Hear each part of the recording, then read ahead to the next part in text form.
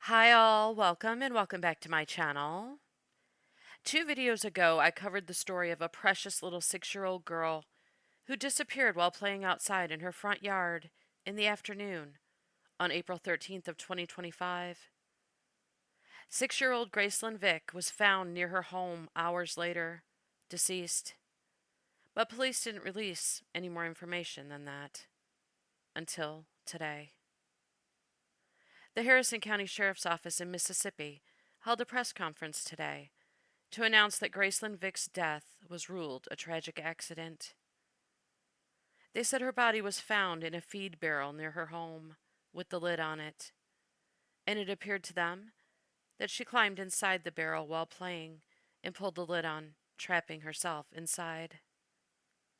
Police said they were able to review surveillance video from the home where Gracelyn lived, and even though they said they can't directly see the barrel on the footage, they can see the area all around the barrel, and they don't see anyone on the footage putting Gracelyn in the barrel.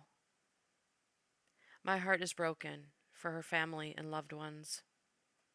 Such a precious little girl. Such a tragic loss. Here's the press conference with the information police provided about the case.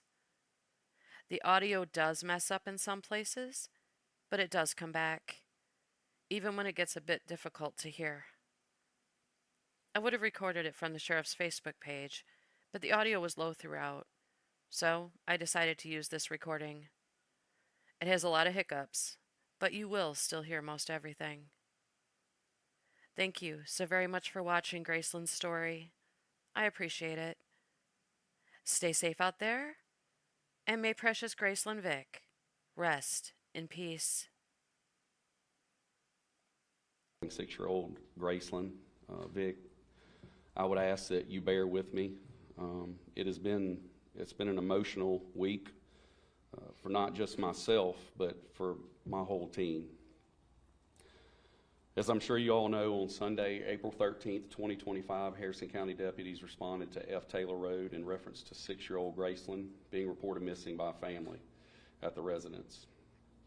During the search for Gracelyn, she was located in the vicinity of the residence inside a barrel and determined to be deceased by unknown causes.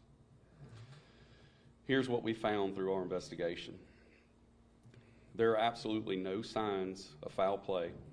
The residence had security cameras that covered the area where the barrel was located. After reviewing the video multiple times, it was determined that while playing outside, Gracelyn went inside the barrel herself and closed the lid from the inside, which caused the lid to be stuck and trapped Gracelyn inside the barrel. During the review of the video, I saw that nobody else ever walked to the area Gracelyn was located until after the family began searching.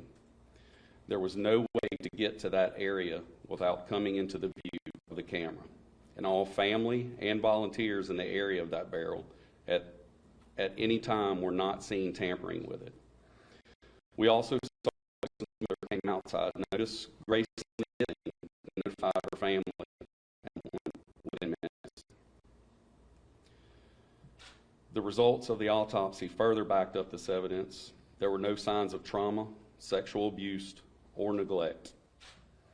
The exact cause of death is still under investigation by the medical examiner's office, and we expect a full report to be filed in the coming months. Based on our forensic recreation of the incident, which we did twice, by the way, we believe that with the heat index on April 13th, Gracelyn would have experienced a combination of heat stress and limited oxygen supply inside the barrel, which would have led to her death. This effect would be similar to that of a child being stuck in a hot car during the summer. This was a tragic event that has shaken our community. Hopefully this clarifies some of the many rumors we have seen throughout social media, and we as a community can give the Vick family space and time to grieve this loss. I'm going to open it up for questioning. I would ask that you consider that the Vick family is still grieving, so just keep that in mind when you do ask your questions. Sure. First question, would you, through the autopsy report, is there an estimate of time frame, how long she was in the barrel for? I'm not necessarily asking you the approximate time, but it's like as far as when the oxygen went out. No, we're still waiting for some of those tests to return, so I don't have that information in front of me right now. Thank you. Sheriff, when did you receive the video that clarified that she had called out? So we obtained the video footage that night, but we weren't able to review it right then.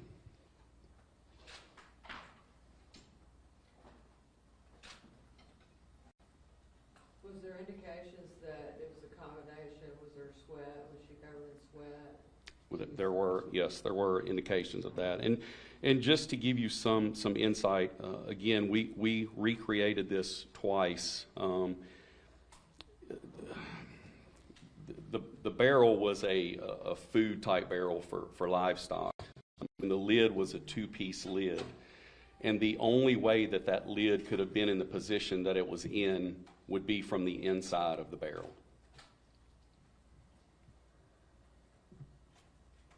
What do you mean by the inside? So the only way that the lid could have been in the position that it was in would have been from the inside of the barrel. There would have been no way to put it in that position from the outside of the barrel. Meaning that she pulled it shut. Right. Well, it would have had to have been pushed. I'm not going to speculate, but based on our opinion, that's how it would have happened. By the position of her body, can you tell that she had tried to get out? Or? There was no way to determine that. Yeah. Again, we were dealing with a 6-year-old child, so I'm not sure that she would have even thought that. Approximately how far away was that barrel from the home? Rough estimate, probably 50 feet from the back door. How thick is the barrel? Would you have been able to hear any sounds coming from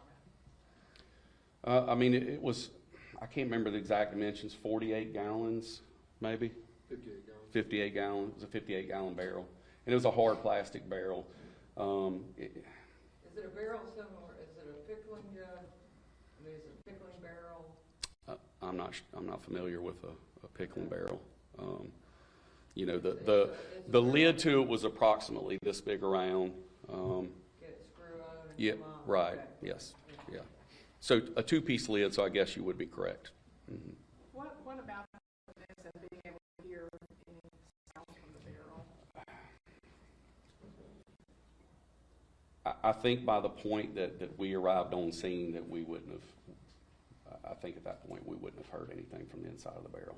That's just my opinion, of course. Well, But it was a very thick barrel. Well, I was just wondering about maybe her family before you got there. And the official cause of death would be asphyxiation. That hasn't returned yet. And this when you came in, you were talking about how you were describing what it came to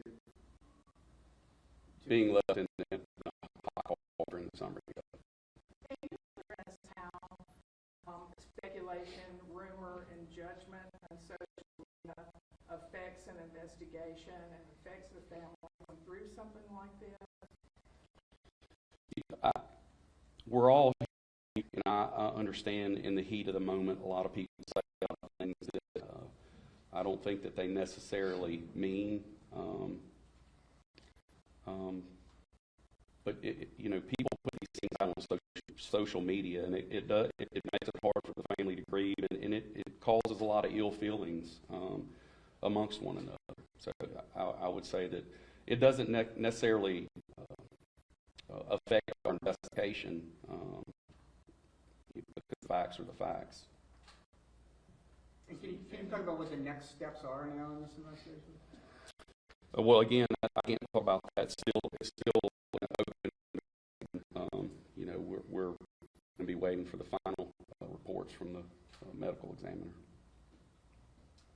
Sheriff, have you heard, just on a side note, I think we would all want to honor the family's request.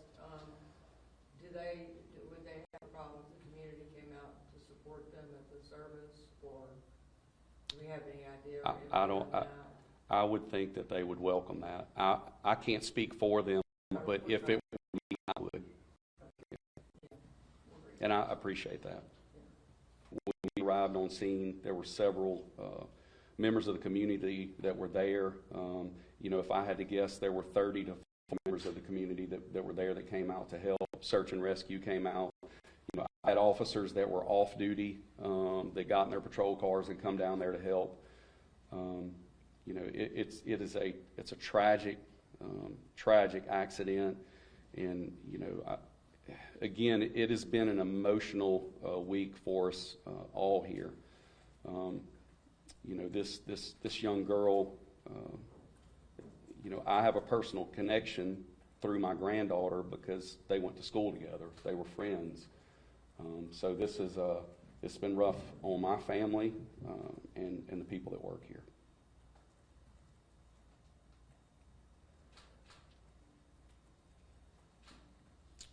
Anything else? Any suggestions to the public as far as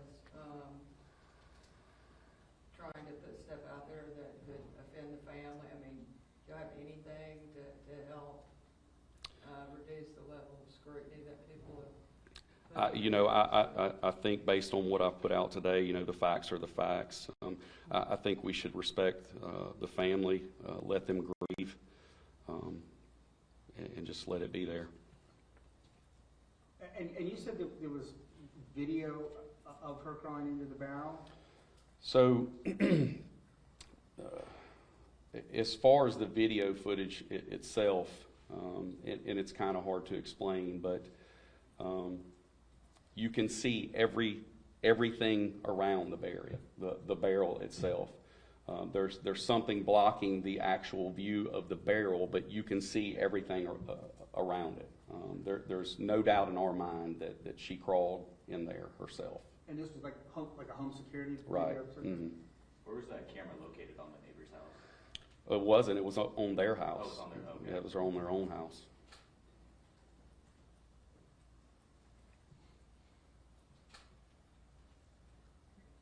All right. Thank y'all so much for coming today. Sheriff, do you mind identifying, I know Crosby and Matthew, and I want to make sure I've got all the names correct for the rest of the people from this side. And that's For left gonna to right. wrap up. Yeah, y'all can just give that up. Craig Necase, Yeah, thank you. C-R-A-I-G, N-E-C-A-I-S-E.